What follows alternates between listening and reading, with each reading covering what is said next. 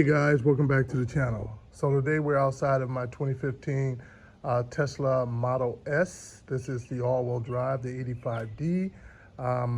There was something that I ran across in another video, and I thought I'll take a look and see what I have and share with you guys what I do. So it was about for your AC unit, when the condensation is coming out of the tube and dripping onto the ground underneath, which is normal. That tube is placed in an area that is allowing for the water to first drip onto where the battery is at, which corrodes the fasteners on there, which will allow possibly for moisture to start getting inside. So he had a hack to extend the tube out so it just drips directly on the ground. So I wanted to take a look and see if that was on here as well. So I'm not going to show you guys how to remove all the lining. There's a million videos out there how to do that. But once you have the trunk out, or the lining out, and so the gentleman, he had the rear-wheel drive, so he didn't have all the units up here like ours with the all-wheel drive have. All right, so it's this hose right here. And it comes down from the AC unit. So when the condensation happens that naturally happens when the AC is running, water drips out of it. So it's just dripping out of this little doorway down here, and it's running onto this rail, even though this little clamp right here isn't really stuck to the rail anymore. The water is still, either going to be dripping on this side or that side of the rail, or both, depending on how it falls. As you can see, there's already a little bit of liquid down here from it dripping out, and then just going down here. And this mat down here is soaked from this water, I noticed when I was here. So what's happening is that whatever, it's kind of like a sponge. This mat is just soaking up and most likely extending back beyond there to where the battery is at. And I don't know if that is having a negative impact or not.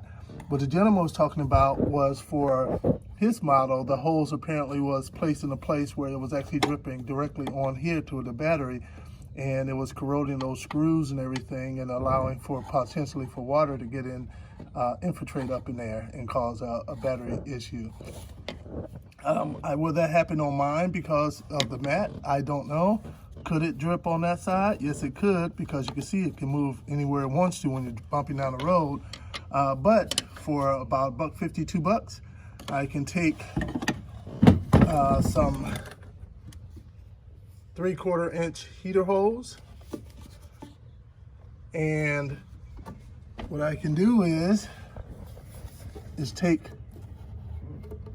this out. See, that just come out with the little door right there. That just comes out. Put that away and take the 3/4 inch hose, probably put a little lubricant on top of this, and then I can just take that off as well, as you can see. And take some lubricant, put it all over here, and slide it inside of that 3/4 inch hose I have, and then route it in a downward slope right over here. You see where it goes right out. That's the ground down there. So what is that, maybe 18 inches worth of hose right there, and it's dripping directly outside opposed to on that mat, soaking and possibly doing some damage. So I think it's worth that, $2.50, $3, and just a few minutes of your time to do that. So just a hose, a clamp, and maybe a little lubricant to be able to get the hose inside there, and you're done. So that's what I'm going to do now. All right, so what I've done, as you can see there, I put just a little petroleum on there, lubricated up the hose and slid it in. And then I threw that little clamp on it, over tighten it, because both of them are soft objects. It's not going from hard to hard, it's going from soft to soft. But the way the hose went in there, I don't think it would have slipped out, even if I wouldn't have put the clamp on there, to be quite honest. But just a little added security. And what I did over here, I took a metal zip tie rather than a plastic one for longevity. Especially because I'm in Wisconsin, so you get cold, so plastic can easily break. So I just went with a metal one, and then just have it routed to just drop on right outside there. And that's it.